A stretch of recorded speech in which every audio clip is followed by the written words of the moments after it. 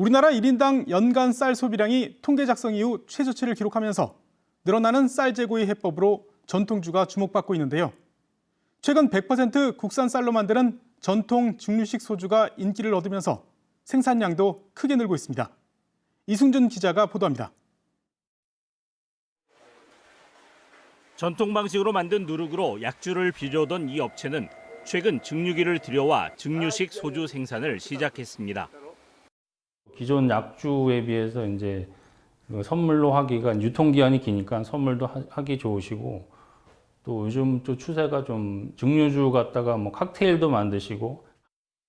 최근 전통주 업계의 큰 흐름 중 하나는 증류주 생산이 많아진 것입니다. 10년 전 43곳에 불과하던 증류식 소주 업체는 지난 2022년 155곳으로 늘었습니다. 증류주 시장은 한 20% 정도로 추산되고 있는데 성장하는 속도나 이런 것들이 다른 주종에 비해서 증류주가 제일 높다고 생각을 하고 있거든요. 증류식 소주의 성장세는 쌀 소비에도 도움이 되고 있습니다. 쌀로 밥을 지어 막걸리를 만들고 이를 증류해 소주를 만드는 충주의 한 업체. 이 업체가 지난해 술을 만드느라 소비한 지역쌀은 88톤에 이릅니다. 충주의 초중고생이 한 해 급식으로 먹는 쌀 213톤의 41%에 해당합니다. 통계청 양곡 소비량 조사 결과 2023년 1인당 연간 쌀 소비량은 56.4kg, 30년 전인 1993년 110.2kg의 절반 수준입니다. 1962년 통계 작성 이후 최저치입니다. 쌀을 이용해서 다양한 가공품들이 나오지만 대부분은 밥을 대체하는 제품들이 많았습니다. 증류주 같은 경우에는 기호식품으로서 밥을 먹고 난 이후에 마신다거나 해서 조금 더 소비가 확대될 수 있는 그런 부분들이 있다고 생각합니다.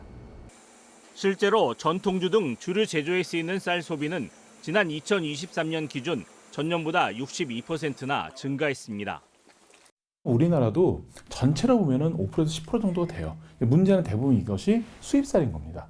그래서 우리나라 쌀을 사용하기 위해서는 이 고급 주류 문화인 전통주 시장이 커져야 되고요.